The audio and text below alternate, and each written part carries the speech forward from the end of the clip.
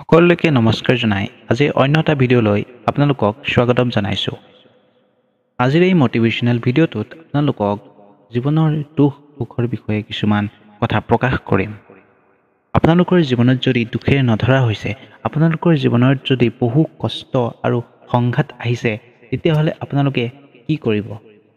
আপোনালোকে বহুতখিনি যন্ত্ৰণা সহ্য কৰি আছে, আপোনালোকে এই যন্ত্ৰণা দুখ আপোনালোকে এই সকলোবিলাক আওকাণ কৰি কেনেদৰে জীৱনটোত আগবাঢ়িব পাৰিব, এই বিষয়ে আজিৰ এই ভিডিঅ'টোত আমি কথা পাতিম।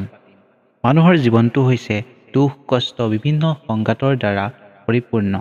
এই পৃথিৱীত বহুত মানুহ আছে, প্ৰতিজন মানুহৰে একোটা নিজৰ জীৱন আছে আৰু সেই প্ৰতিটো জীৱনতেই বিভিন্ন সংঘাত দুখ কষ্ট আৰু বিভিন্ন ধৰণৰ বহু যন্ত্ৰণা আছে।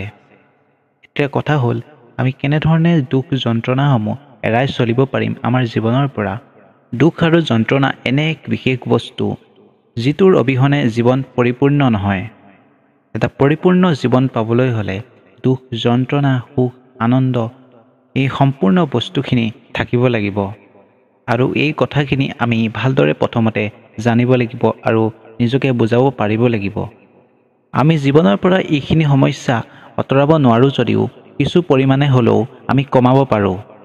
আমি এই বিষয়ে জনাৰ আগতে আমি জ্ঞানী হ'ব লাগিব বা আমি দুটা কথা জানিব লাগিব। কিছু জ্ঞানৰ পৰাহে আমি এই দুখ যন্ত্ৰণাৰ পৰা মুক্ত হ'ব পৰা যায়। আমাৰ জীৱনত দুখ যন্ত্ৰণা কিয় আহে?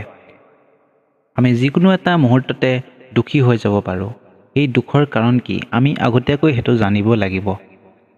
বিভিন্ন কাৰণত আমাৰ দুখৰ উৎপত্তি হ'ব পাৰে বা বিভিন্ন ধৰণৰ সমস্যাৰ সৃষ্টি হ'ব পাৰে। যেতিয়া আমি যিকোনো এটা বস্তু বিচাৰোঁ বা সেইটো অনবৰতে নেৰানেপেৰাকৈ বিচাৰি থাকোঁ, তেতিয়া আমাৰ মনত বহুত প্ৰতিক্ৰিয়াৰ সৃষ্টি হয় আৰু বহুতো খং উঠে। আৰু যেতিয়া আমি যিকোনো বস্তু এটা নাপাওঁ, তেতিয়া আমাৰ দুখৰ পৰিমাণ বহুতো বাঢ়ি যায়। আৰু এনে ক্ষেত্ৰত কেতিয়াবা আমি নিজকে বুজাব নোৱাৰোঁ আৰু অবুজন হৈ নিজৰে অশান্তিৰ সৃষ্টি কৰা হয়।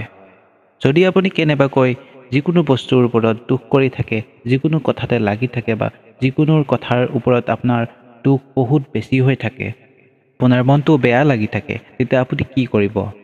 তেতিয়া আপুনি এটা কনচেপ্ট বুজি পাব লাগিব যে প্ৰকৃতিয়ে আমাক যিখিনি দিছে, যিখিনি আপোনাৰ হাতত আছে, সেইখিনি উপযুক্ত আপোনাৰ বাবে।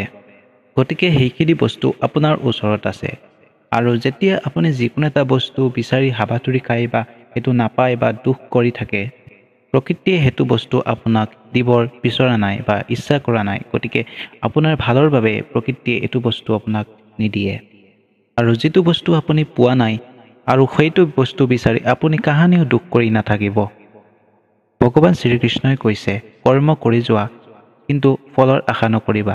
গতিকে এনে ক্ষেত্ৰত আমি সকলোৱে কাম কৰি যাব লাগে আৰু ফলৰ আশা নকৰাকৈ আমি কৰ্মত বৰ্তি থাকিব লাগে।